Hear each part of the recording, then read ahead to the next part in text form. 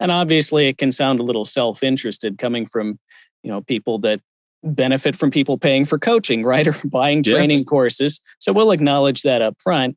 But although this poster is certainly technically correct that all that matters in the end is the results and whether you can earn a living at this or not. But I also think it's fair to say that getting the right training, not just any training or coaching, but the right training, studying with the right people, listening to the right mentors, can help you get to that goal of making a really good living in this a lot faster with a lot fewer pitfalls and time wasted on dead ends. Oh, yeah. Well, so anybody can do it all by themselves. It's been proven over and over again. You have a whole set of people.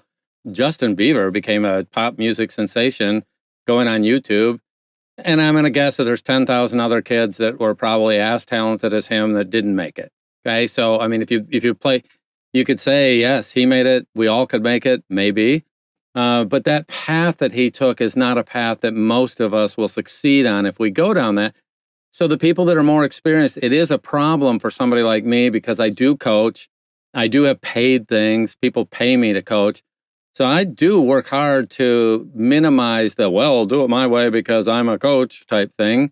And instead figure out what would be in the best interest of the person that I'm talking with.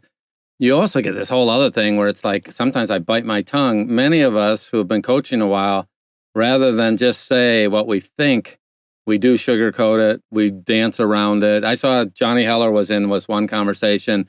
And his first thing was, hey, I agree with the spirit of what you're saying. But then he laid out about 7 other points, kind of going the other way about.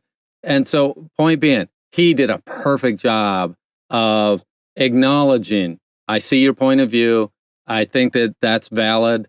And then here's some other things you might want to consider, because he certainly could have been accused of being one of those guys that says, well, okay, hey, I've watched this happen for 10, 15 years, and here's what I recommend, and that makes no sense. He could have been like rude about it practically and still been right, but he was not. He was a total gentleman about it, and he acknowledged the points.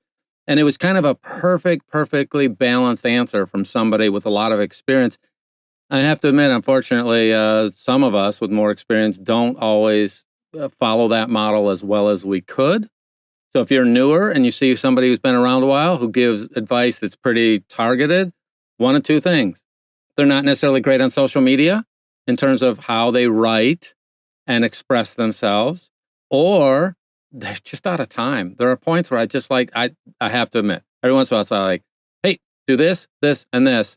Call me in 3 weeks, call me in 2 months, and you'll understand exactly why I said that. But that it's just dumb. I'm better off staying out of the conversation than doing that.